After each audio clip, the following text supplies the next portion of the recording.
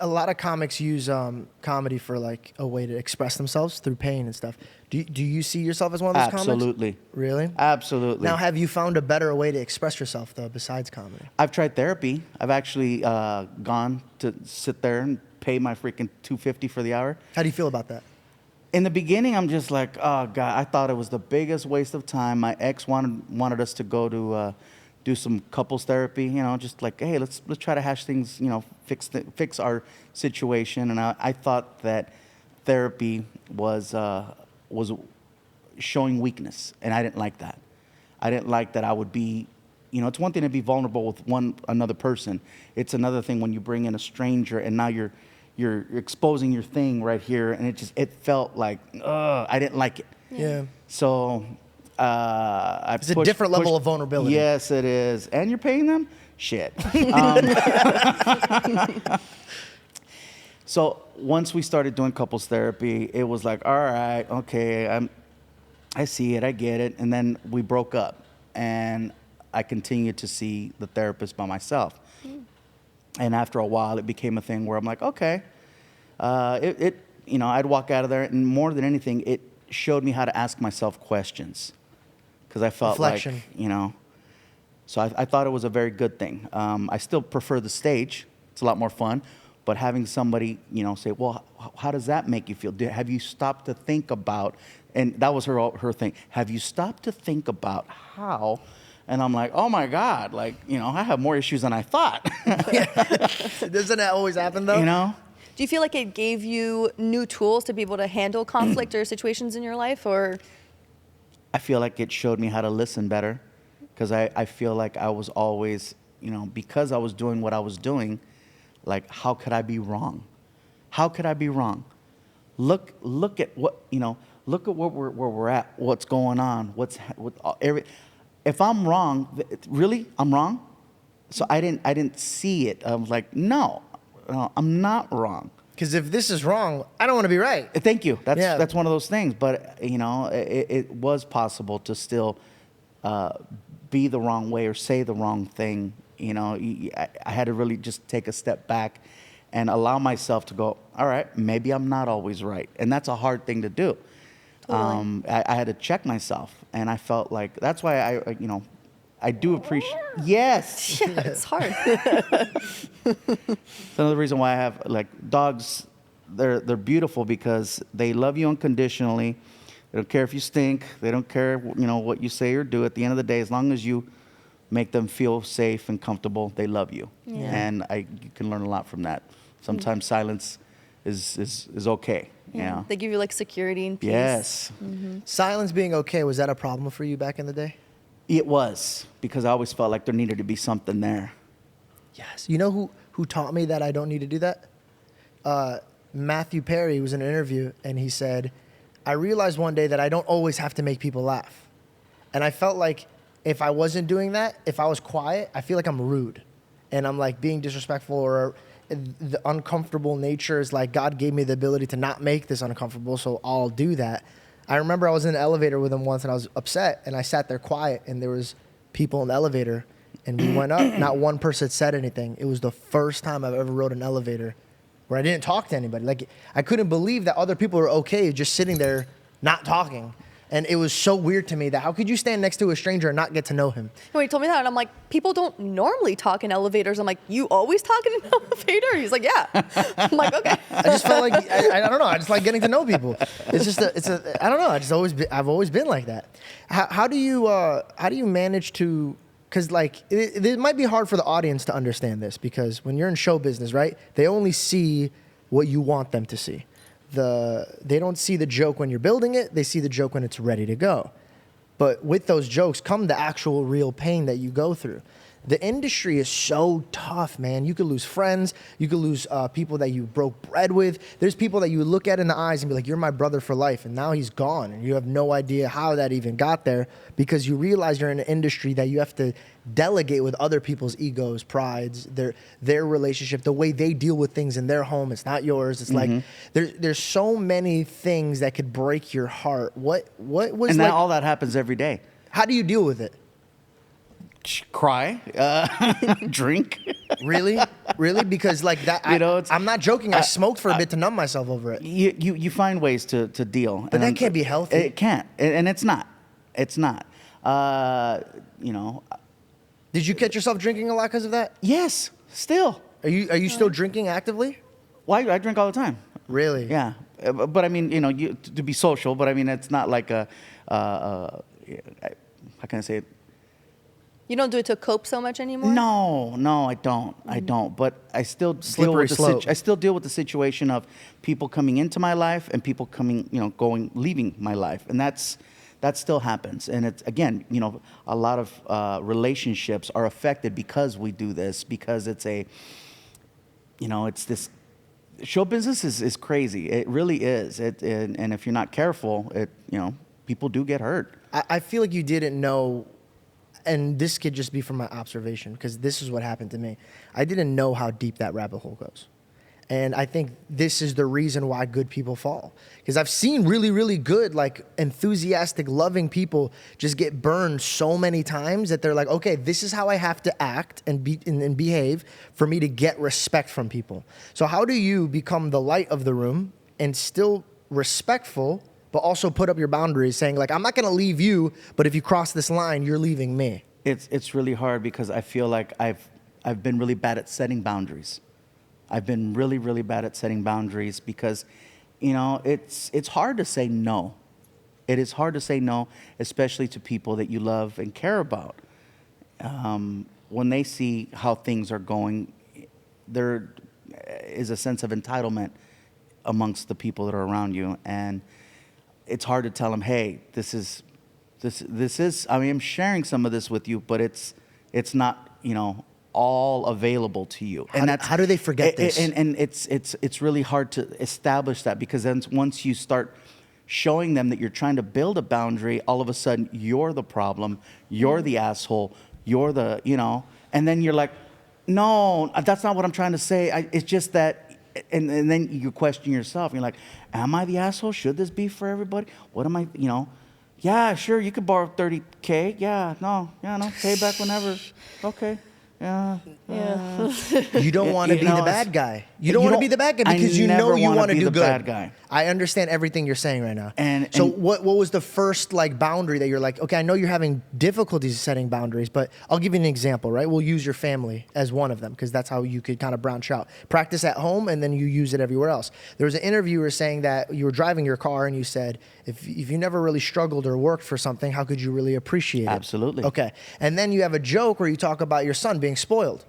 Now, you love your son. You don't want him to go through the obstacles that you went through, but you also don't want him to be a spoiled brat. How did you set boundaries there? That was a really difficult one because I remember telling my girl when we first got together, because I saw how hard she worked and the struggle was real. And I said, I don't want you guys to have to struggle. And she understood. She got it. Because she went through it. However, my son didn't. He was too young to really understand and see it. And making someone go through, how do you make your kid struggle? Yeah. You know what I'm saying? How do you? You can only tell them so many stories. Yeah, it's like the stories don't work. Mm-hmm. They have to actually go through it. Because his environment's different. Yeah. When your brothers and sisters were saying, hey, don't talk to mom when she gets quiet, blah, blah, blah, don't cross that line, you were still in their environment. But if he's not in your environment, he can't walk your path. Did you feel guilty that time that he walked in and those shoes were just sitting there and he just kind of was like, cool. And you're like, dude, you have no idea what it feels like to get these shoes. Did that scare you that you might have broke his eyes in life? I could see it happening, unfortunately, because of how much I was working. It's like, all right, because I would tell him, do you understand what needed to happen in order for this to be this way? Yeah. And I'm just like, oh God. That's why I feel like no matter what, I feel like this generation just won't, will have everything at their disposal, but they won't have struggle. Struggle is something that is going to take. You can't just download it. You know what I mean? It's something you have to experience and go through. You got to know what it's like to fall on your face, to hear no, to claw your way to get to a goal, to want something bad enough. Like a badass pair of shoes, okay? Like for him at that time, it was like, okay, cool, whatever. Like, dude, do you understand? Like, for me to dig ditches, how many ditches I would have to dig in order to pay for that pair of, when you work the math like that, like I understand it, but how do you make someone else understand it without putting them through it? And you can't. Yep. You can't. They will not understand it until they have to actually do it. Like, that's that old saying, tough love. Sometimes you got to just let them figure it out on their own. But then that feels bad because I'm like, I always feel like I could help. I could fix this. Like that. Like that. But then by fixing it, I just enable this person to rely on me the next time things get bad. And they're never going to have that sense of urgency to do anything because they're always going to know that I'm going to be that safety net. So it sucks. And I don't want to see my friends struggle and fall and fail and go through things. But at the same time, I don't want them to freaking just think that they could come to me at any moment and have me bail them out. Yeah. And so it's hard. It really is. And having people, try to get people on board or understand where I'm coming from, because you sound like an asshole when you try to say, this is how I feel. But they're like, dude, you wouldn't even notice it. It's going to affect you? Like, is it really? But it's not your job to tell me how I'm gonna deal with it. I don't know how you dealt with it, but I had it before I met this. A lot of crying. Like, what the fuck are they? Yeah, what am I supposed to do? Did you get angry before the crime? Because I would explode. Like I would hold it in, and then when you did break that line, and sadly for my part, it was always on something that people were like, "Why did you get mad at that?" It was always the last straw was at a random thing, and when I explode, I'm 100% in. So like I'm either 100% gonna be your servant or I'm gonna 100% be your enemy. Like I can't be 50-50. It's just weird. I feel like I'm faking it here, and then if I fake it here, I just feel like you're making me a fake person. I can't do this.